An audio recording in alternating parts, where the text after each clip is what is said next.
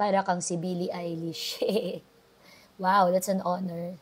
May kamukha po kayong artista. Talaga, Bangkwil? Sino kaya?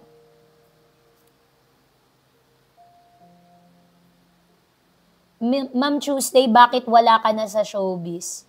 Talaga, Zia? Hindi mo ako napapanood. Baka hindi mo lang natsyempohan.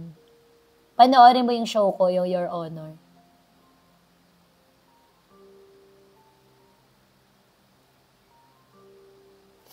Yes. Salamat sa inyo sa pag-spend ng kaunting oras kasama ako. Nakita kita nag-grocery. Salamat.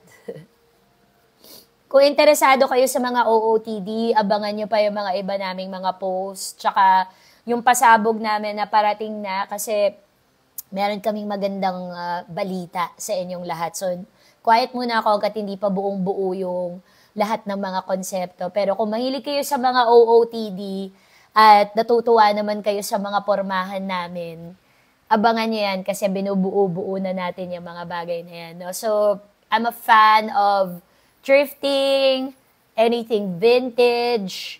I'm not so big on trends, but I like that people nowadays are more parang style conscious rather than fashion conscious because being more stylish is more important than being fashionable. So when a person has got style, it's more than the clothes that they wear. A person also has to exhibit the same attitude that they are the ones wearing the clothes, not the other way around. So, if you're interested in that thing, if you vibe with me, yung parehas tayo ng mga gusto na aesthetic, fan ko kayo ng the way I dress, then stick around for that kasi we're planning something great for all of you na I'm sure magugustuhan po ninyo. Kaya, kung may mga barkada kayong mga fashionista, sabihin mo, follow mo si Tuesday, may magaganap. Okay, so sa Blue App namin yun, i-release. Tapos meron din kami ilalabas dito. So abangan nyo rin po yan para lahat tayo ay sabay-sabay sumakses. Sumakses! Hello, Ma'am Tuesday the Creator. Hello! Hi sa inyo. Yan. So, paalala ulit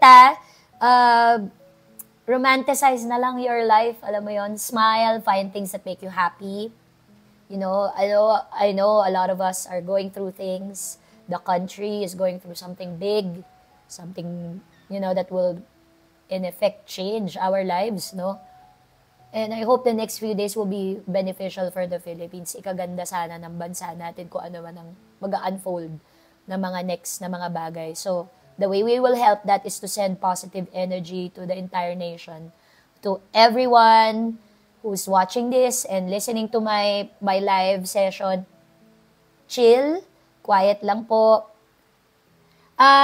Alam mo, itong the ZTO, wag mo akong paparatangan ng mga bagay na hindi mo kayang patunayan kasi pwede kitang idemanda. Ha? Huwag kang pupunta dito para tawagin akong addict. Ha? Lumayas ka dito. Yan. Sorry, blocked. Nagsasalita ako ng maganda panira naman tong mga to. Kayong gano'n guys. Sinasabi ko nga, chumil kayo tapos sasampa ka dito. Magsasabi ka ng ganyan. Huwag kayong gano'n. Ha? So again, as I was saying, before I end my live session, huwag niyong gagayahin yun yung last dude na yun. Huwag kayong makipag-away sa kapwa niyo Pilipino just because magkakaiba kayo ng opinion ng sinusuportahan. O i-internalize niyo yung argument, i-process niyo paloob. Huwag kayong nang-aaway, nagmumura at mag-aaklas-aklas bigla-bigla ng walang pag-iisip na involved. Tama na yung panahon na hindi po tayo nag-iisip. Ha? Tama na po yung panahon na sinasayang natin ang boto natin. Tama na po yung panahon na kahit ano na lang kasi yun ang sinabi ng nanay at tatay natin. Hindi tayo makabuo ng sarili nating opinion.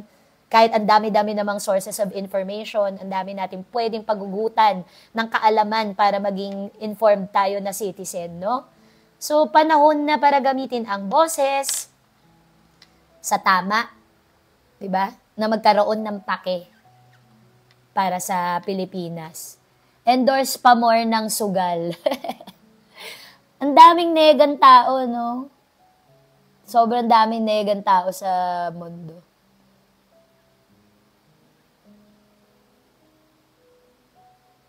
Ayan, sa mga taga Mindanao na mga kaibigan natin at mga kababayan natin, mahal na mahal namin kayo dyan. Pilipino tayong lahat.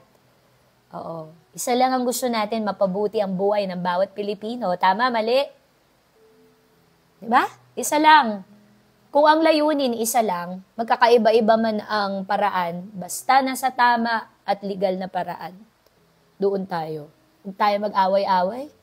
Dapat nga ngayong panahon na to, lalo tayong lumalakas bilang bansa eh. Kasi nagkakaroon tayo ng iisang goal, iisang parang direksyon dapat yung pupuntahan natin. Diba? Paano uunlad kung panay sugal ang ini-endorso ng influencer? Di naman puro sugal, marami rin iba-ibang bagay. Basta sa lahat, hindi ko kayo kinukrucify lahat po ng mga naggagawa ng ganyan bilang libangan. Basta sarili yung pera, hindi nyo pinapagkautang at nasa limitasyon, nasa maayos. It can be a legit source of entertainment. Buhay nyo yan, pera nyo yan, do with it what you will. Basta walang buhay na nasisira at hindi nyo nasa-sacrifice yung nyo, finances ninyo. All in moderation. Tama, Raph. Okay? So hanggang dito na lang. Maraming salamat sa inyo sa pagsali sa akin ng saglit na panahon at dumalaw kayo dito. Gagawin ko to ng mas madalas kung kakayanin ko. At nang makasama ko kayo, makaisang palad ko, daupang palad ko kayo sa isang hapon. Di po ba?